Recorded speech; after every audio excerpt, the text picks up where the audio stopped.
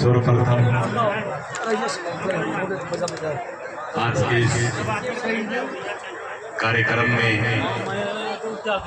दूर दराज से आए हुए परमानंद सम्मानीय मेरे बुजुर्गों को मेरा पाँव धो और जो काफी संख्या में बैठी मेरी मातृशक्ति इसको मेरा नमन। विराजमान नौजवान साथी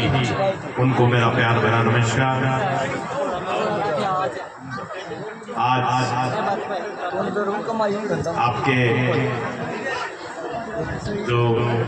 मासी इंदिरा जी, रावत साहब, राम सिंह जी सोल साहब, इनको मैं धन्यवाद अर्पित करना चाहूँगा। आप सभी कहोगे कि धन्यवाद किस लिए, तो धन्यवाद इसलिए अर्पित करता हूँ कि जो हमारी संस्कृति है, जो हमारे पूर्वजों द्वारा किए गए इस भारतीय इतिहास को समय समय पर चाहे अपने नेड़े के द्वारा, अपनी वाणी के द्वारा जब हमारे युवा साथियों को सुनाते हैं, हमारे बुजुर्गों को सुनाते हैं, तो हमें प्रेरणा मिलती है कि हम अच्छे कामों के लिए प्रेरित हों और सदैव वो काम करें जिससे आने वाली जो हमारी पीढ़ियां हैं वो हमें याद कर सकें। आज आपके मंच पर जो डांस कलाकार बैठे हुए, एक तो मैं धन्यवाद देना चाहूँगा कि राजस्थान में जो हमारे DD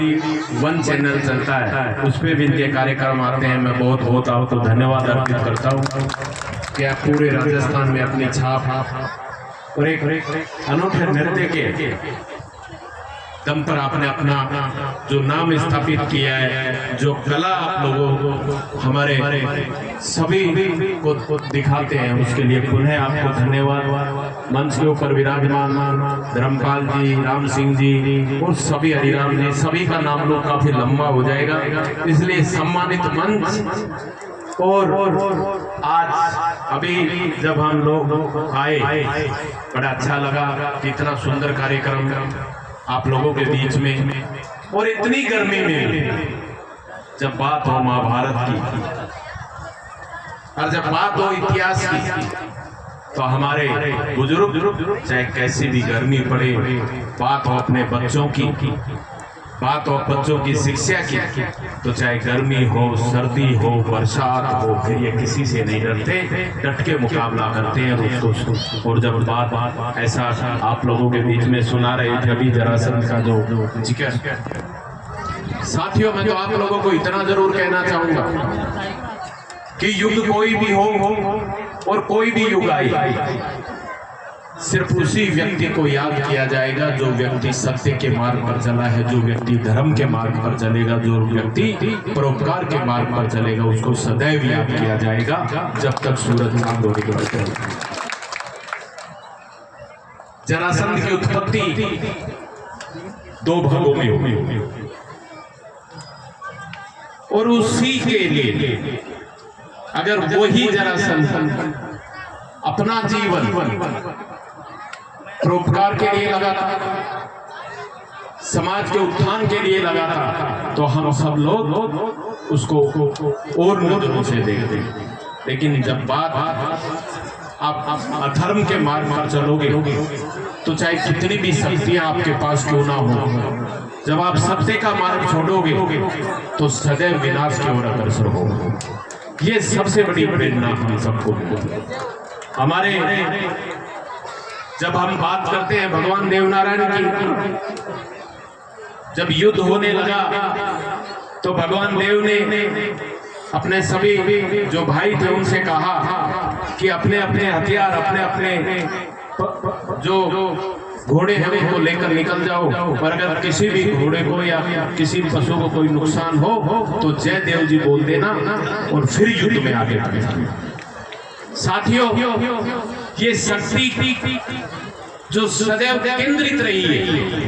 ये शक्ति केंद्रित रही है एक उस शक्ति में जो धर्म के लिए लड़ाई लड़ता है, जो अधर्म के विरुद्ध लड़ता है, उसमें सदैव शक्ति विद्यमान रहती है। आज भी जब हम बात करते हैं विराट के युद्ध की, जिसमें इतने बड़े बड़े महारथी पितामह भीष्म, जिनको लोग ये कहा करते थे कि इनको कभी कोई हरा नहीं सकता, दानवीर कर्ण, गुरु द्रोण, अश्वत्थामा, कृपाचार्य, ये सभी महायोद्धा एक तरफ और अर्जुन अकेला ही। कई बार कहते हैं कि अर्जुन ने उनको युद्ध में हराया। मैं आज आप लोगों के बीच में कहना चाहता हूं वो जीत अर्जुन की नहीं थी, वो जीत थी गौ माता की रक्षा के लिए, धर्म की जीत थी। और तभी व्यक्ति जीतेगा जब वो धर्म के मार्ग पर चलेगा, सत्य के मार्ग पर चलेगा। और जब भी व्यक्ति धर्म के मार्ग को छोड़ेगा, असत्य की ओर अग्रसर होगा, तो उसका विनाश निश्चित है। इसलिए मैं कहना चाहता हूं मेरे नौजवान साथियों से, समय की स्थिति बदलती रहती है, समय बदलता रहता है। एक समय ऐसा था कि हमारे पूर्वज पशु पालन का काम करते थे और उसमें बहुत खुश रहा करते थे। धीरे धीरे समय बदला, खेती बाड़ी और आगे बढ़ी, समय बदला है। मैं कहना चाहता हूं बुजुर्गों से